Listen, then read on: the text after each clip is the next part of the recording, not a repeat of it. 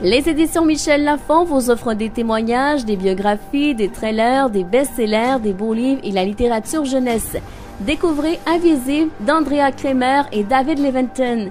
Stephen est invisible depuis toujours, personne ne l'a jamais vu, pas même sa propre mère. La rencontre avec Elisabeth, sa nouvelle voisine, va bouleverser sa vie car elle seule peut le voir.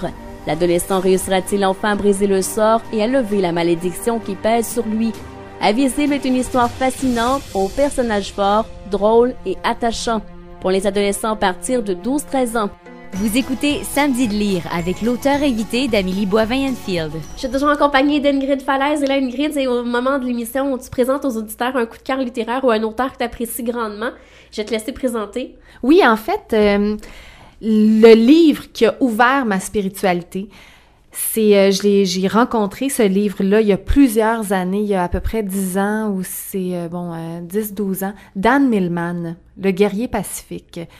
C'est l'histoire d'un jeune athlète qui rencontre Socrate. Socrate, qui est un vieux monsieur. Ils ont fait un film d'ailleurs qui s'appelle Le guerrier pacifique par la suite, qui est un vieux monsieur d'une sagesse exquise et qui lui apprend comment rentrer à l'intérieur de lui, se recentrer et trouver sa mission de vie et son chemin de vie. C'est un livre spirituel, mais tellement bien écrit, sous forme de roman. Donc, c'est un page-turner et j'ai adoré l'écriture de Dan Millman. C'est un homme aussi qui, on peut le suivre sur Facebook, qui a des citations qui moi, me colle vraiment à la peau et j'aime lire ces citations.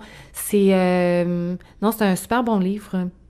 Donc, c'est tout ce que je peux dire là-dessus. Dan Millman, il a écrit Votre chemin de vie aussi, qui est plus la numérologie, mais c'est hyper intéressant. Et ensuite, tu as toute la gamme des livres de Bernard Weber, la trilogie des anges. Ça aussi, j'avais vraiment trippé. Ça a ouvert encore plus ma spiritualité. À quel point? De comprendre que la vie, c'est une pièce de théâtre. C'est surtout ça qui m'a marqué.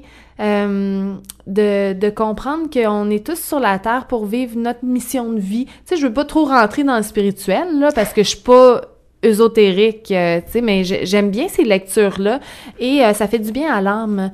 Donc, toute la trilogie aussi, Les Thanatonautes de Bernard Weber, ça, j'ai adoré. Et il y a James Redfield aussi qui a écrit... c'est quoi donc les Andes?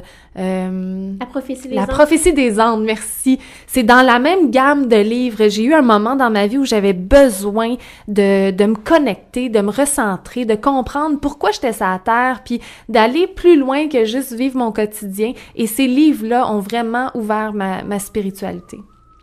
Et dans l'ouvrage, t'en parles un peu de la spiritualité. T'as découvert l'islam, oui. le Coran. Oui, ça c'était très particulier. Je suis pas, moi j'ai jamais étudié les religions de ma vie, mais à ce moment-là, j'y ai été confrontée et j'ai trouvé une paix intérieure. Là, je suis pas du tout musulmane. Je veux pas rentrer là-dedans. J'ai pas lu la Bible. Bon, je l'ai feuilletée comme tout le monde, mais sans plus. Mais l'islam pour moi, ça a été un moment dans ma vie où je pouvais me recueillir. C'était surtout reconnecter avec mon centre, avec ce que je suis vraiment à l'intérieur, juste de prendre un temps et s'écouter et rentrer, prendre l'ascenseur puis descendre jusqu'à son cœur et le sentir battre.